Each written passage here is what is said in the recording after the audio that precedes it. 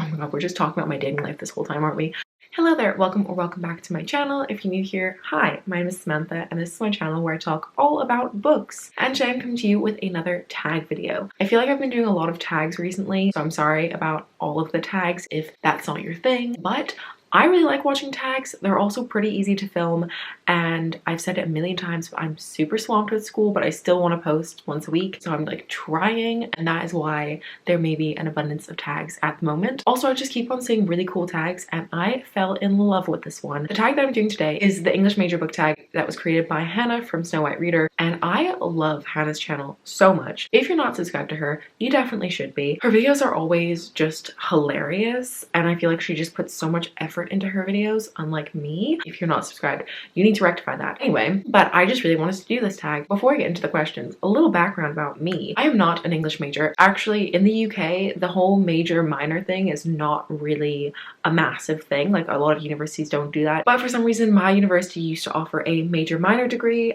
and with my major, I couldn't just do that, which is what I wanted to do, so I had to take a minor. I major in Spanish and Latin American studies, and my minor is English language. So I do study English, but not the right type of English. I do the language. So I learn about all of the grammar structures and stuff like that, and I do stuff to do like sociolinguistics. So I have experience being around English majors because a lot of the people who study English literature also study some English language modules from time to time. So I have experience being around them, but I am not an English lit student myself. Anyway, now that tangent's over, let's get into the actual questions.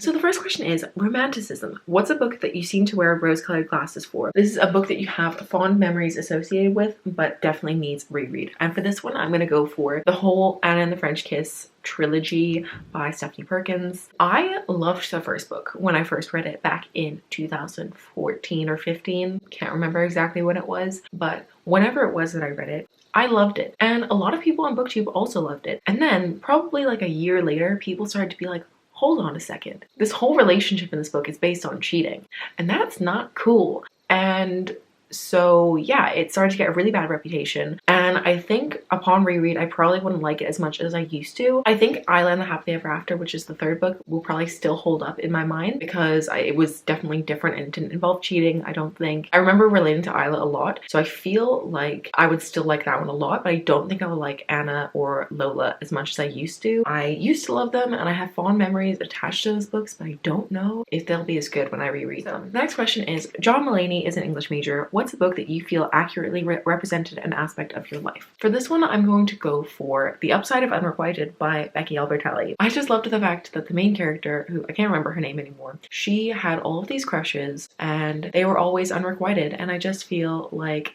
it's so sad, but that just is very much my life. So yeah, although my life hasn't always been unrequited, but just most of the time the feelings that I feel for people are not reciprocated, and it sucks. But yeah, I definitely felt like when I read that book, I felt like so connected to the main character. So yeah, that's a really sad answer and kind of personal, but yeah, I'm gonna go for The Upside of Unrequited by Becky Albertalli. The next question is, oh, so you want to teach? Which is a question that I get a lot as well, because for some reason people think that foreign language students just want to become teachers, and being a Spanish teacher is my actual nightmare. Anyway, back to the question. It says, even though English majors are very versatile, like foreign language majors as well, but this question almost always gets asked. Name a book that went more in depth than you expected, or a book that surprised you with how many topics it covered. For this one, I'm going to go for You Should See Me in a Crown by Leah Johnson. I think that from the description of this book, I thought it was just going to be super fluffy and fun and light. And whilst it was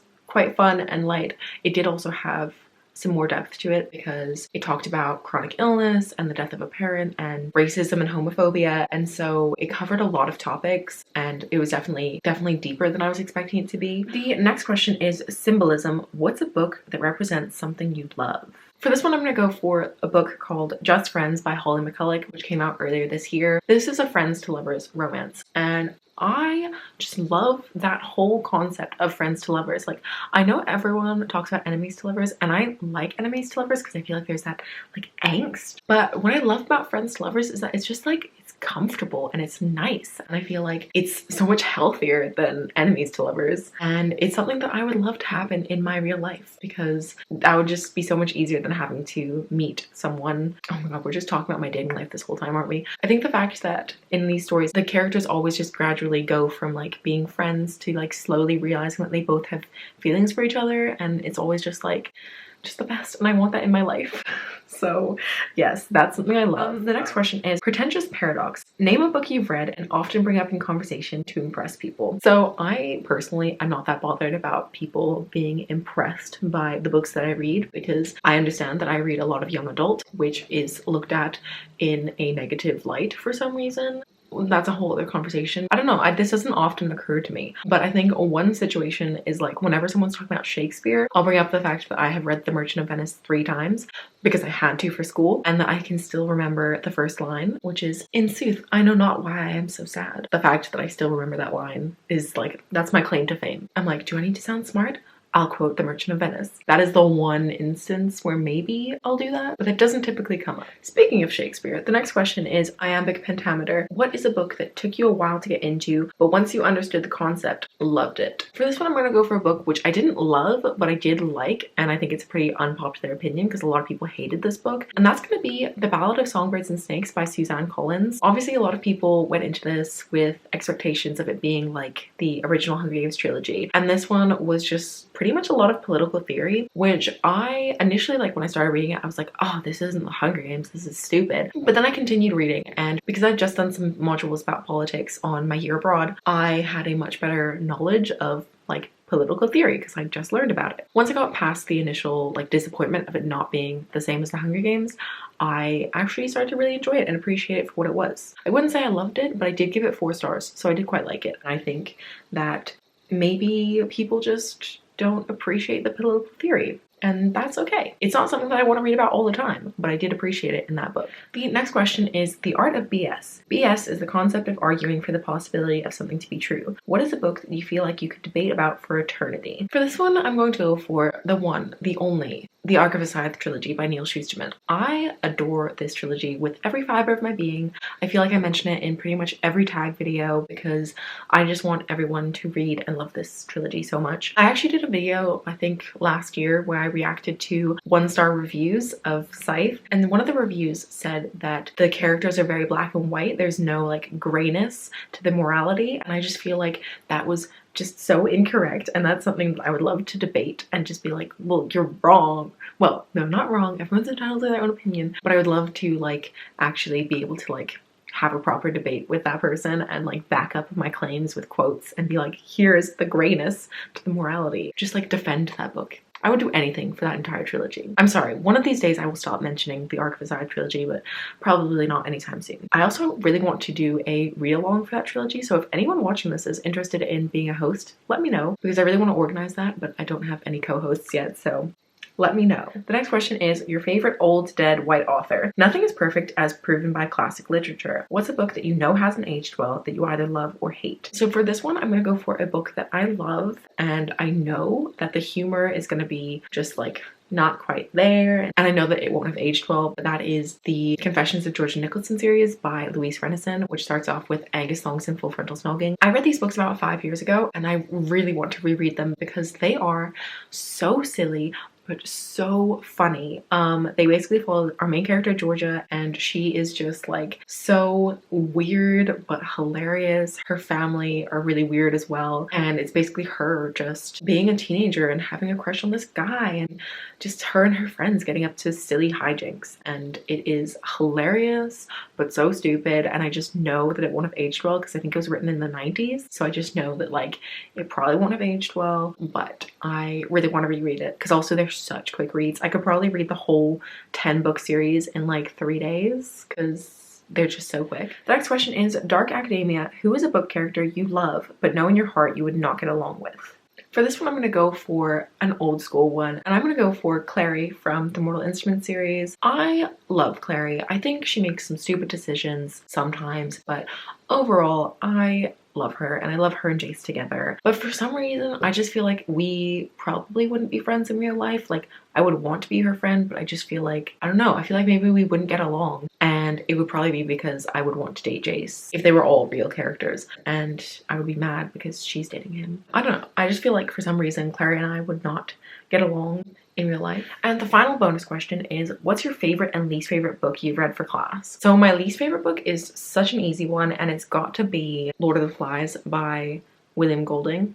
Yes, I hated that book. I think it's disgusting, I think it's horrible, and I hate it so much. Did not like that book at all. And in terms of my favorite one I did in high school is probably either An Inspector Calls or The Merchant of Venice. I enjoyed both of those plays, and I did study The Merchant of Venice 3 years in a row for some reason. Yeah, I feel like I have a very good understanding of that play. Maybe less so now because it's been quite a while since I studied it, but at the time I felt like I really understood it well. And An Inspector Calls was just like, that one was a good one too. I really enjoyed that one. It was kind of like a mystery, and I was like, ooh, don't know what that was. At university, my least favorite book that I've studied is one that I'm currently studying, and I cannot get through it. And that is Cien Años de Soledad by Gabriel Garcia Marquez. I have read half of this book, and I actually listened to the audiobook in English, but my prof expects us to read it in Spanish. And let me tell you, I have no desire to do that. So I'm probably not going to read it because I've already decided what essay I'm going to write, and it's not about this book. So don't tell my prof, but I'm probably not going to read it because it is incredibly dull. I think I'm going to try and check it out in English and try and read that. I don't want to read it. I find it boring. I'm sorry. I know it's a classic, but I can't.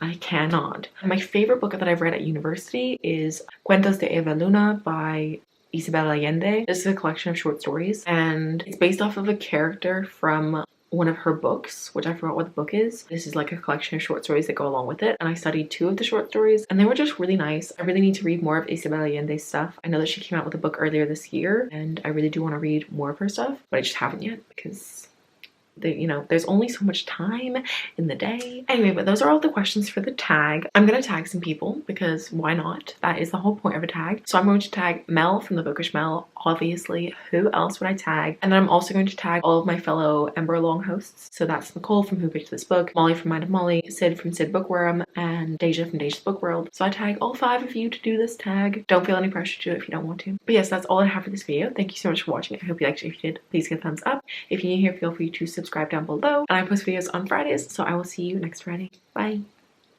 Because it basically, this shirt is so annoying. Just give me a minute because I don't know. I hate my neighbors so much. They're so noisy.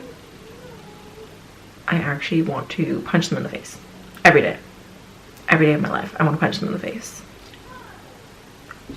Oh, I wonder if this is picking it up, because if this is picking up them being so noisy, you're gonna see what I have to deal with every day. And I post